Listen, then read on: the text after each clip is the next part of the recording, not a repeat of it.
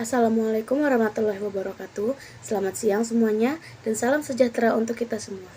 Yang terhormat Ibu Nanda Audia MM selaku dosen pengampu mata kuliah Ekonomi Manajerial serta teman-teman seperjuangan MBS kelas G yang senantiasa saya banggakan. Alhamdulillah, puji syukur kehadirat Allah Subhanahu wa Ta'ala yang telah memberikan kita nikmat umur, nikmat iman, dan kesempatan, sehingga kita bisa mengikuti perkuliahan pada siang hari ini dan bisa memenuhi tugas video. Selawat serta salam, mari kita haturkan kepada junjungan besar kita Nabi Muhammad SAW. Baiklah, perkenalkan nama saya Natasha Permatasari, selaku moderator yang akan memadu jalannya presentasi pada siang hari ini. Sebelum memulai presentasi, saya perkenalkan nama anggota, yaitu yang pertama ada Muhammad Jerry, yang kedua ada Niki Rahmawati, yang ketiga ada Nita Septiani Lestari, dan yang keempat ada saya Natasha Permatasari. Baiklah, untuk mempersingkat waktu, langsung saja ke materi yang pertama yang akan disampaikan oleh Muhammad Jerry. Kepada Muhammad Jerry, saya persilakan. Baik, terima kasih kepada moderator. Izinkan saya untuk menyampaikan materi yang pertama, yaitu fungsi produksi. Yaitu fungsi produksi itu adalah bagaimana suatu fungsi dapat menjelaskan hubungan antara berbagai kombinasi input yang digunakan untuk menghasilkan output. Dalam hal ini, input merupakan faktor yang sangat mempengaruhi dalam menghasilkan output. Keterkaitan antara nilai produk atau output dalam proses produksi disebut juga dengan fungsi produksi. Kemudian yang B itu ada keputusan jangka pendek versus jangka panjang. Kita masuk ke teori produksi jangka pendek. Dalam jangka pendek, perusahaan adalah jangka waktu di mana sebagian faktor produksi tidak dapat ditambah jumlahnya. Tujuan biaya yaitu yang pertama atau A yaitu biaya langsung atau direct cost. Yang kedua atau B yaitu biaya tidak langsung atau indirect cost. Kemudian selanjutnya adalah teori jangka panjang. Dalam jangka panjang, perusahaan dapat menambah semua faktor produksi atau input yang akan digunakan. Oleh karena itu, biaya produksi tidak perlu dibedakan dengan biaya tetap dan biaya berubah. Dalam jangka panjang, semua biaya adalah variabel. Kemudian yang C yaitu ukuran produktivitas. Kita masuk ke yang pertama yaitu efisiensi. Efisiensi itu merupakan suatu standar dalam membandingkan pengguna melakukan atau input yang direncanakan dengan penggunaan masukan yang sebenarnya dilaksanakan. Yang kedua atau efektivitas. Efektivitas merupakan suatu standar yang digunakan untuk memberi gambaran seberapa jauh target kualitas yang baik dan waktu yang hemat.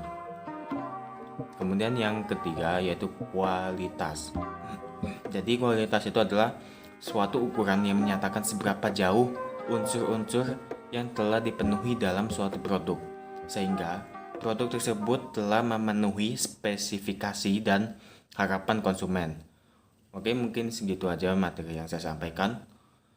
Untuk waktu dan tempat saya alihkan ke Baik, terima kasih Jerry. Langsung ke materi yang kedua, yaitu Niki Rahmawati. Kepada Niki saya persilahkan.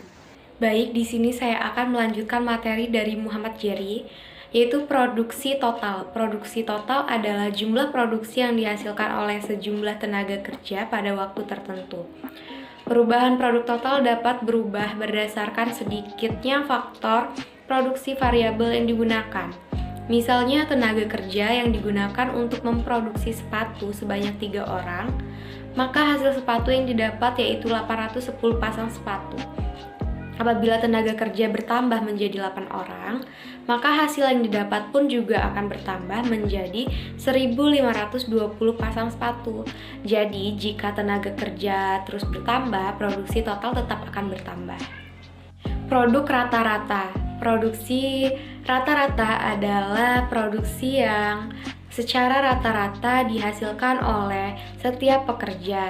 Produksi total atau TP, jumlah tenaga kerja atau L, maka produksi rata-rata atau AP dapat dihitung dengan AP sama dengan TP per L. Misalnya ketika tenaga kerja 2 orang produksi, total adalah 400. Dengan demikian, produksi rata-rata adalah 400 per 2 sama dengan 200. Jika tenaga kerja yang digunakan 8 orang produksi, totalnya adalah 1520.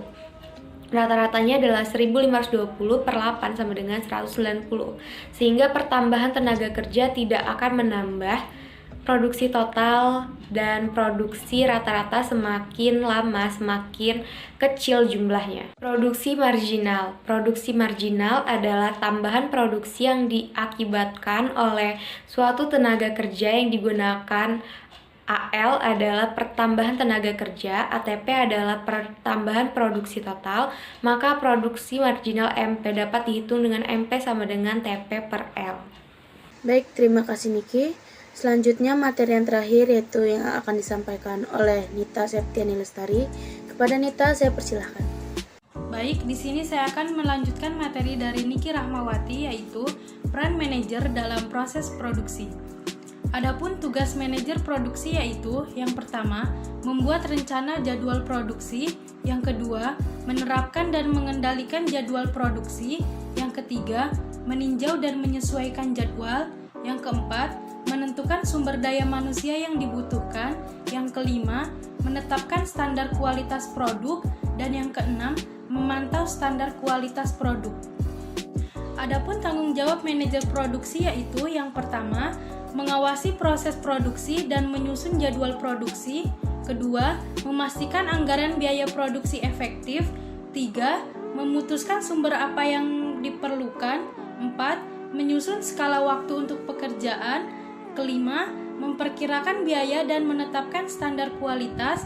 Yang keenam, memantau proses produksi dan menyesuaikan jadwal yang diperlukan. Selanjutnya yaitu berproduksi pada fungsi produksi. Produksi adalah suatu proses di mana barang dan jasa yang disebut input diubah menjadi barang-barang dan jasa-jasa yang disebut output.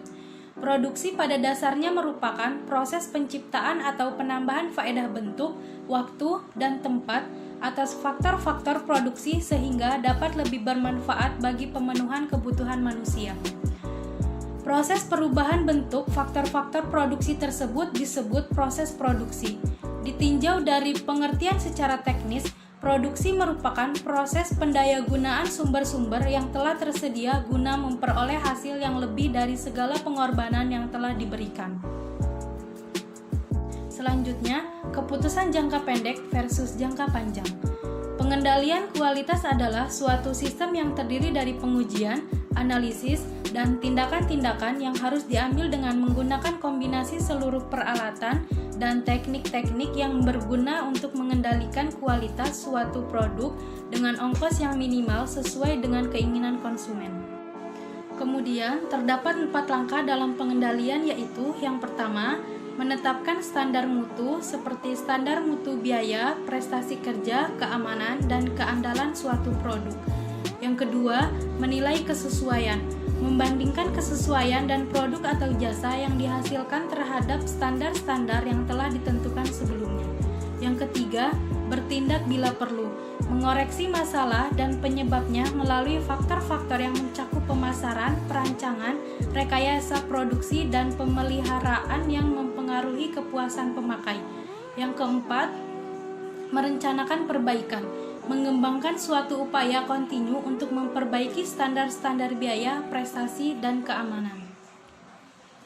Mungkin hanya itu saja yang dapat saya sampaikan. Saya kembalikan kepada moderator.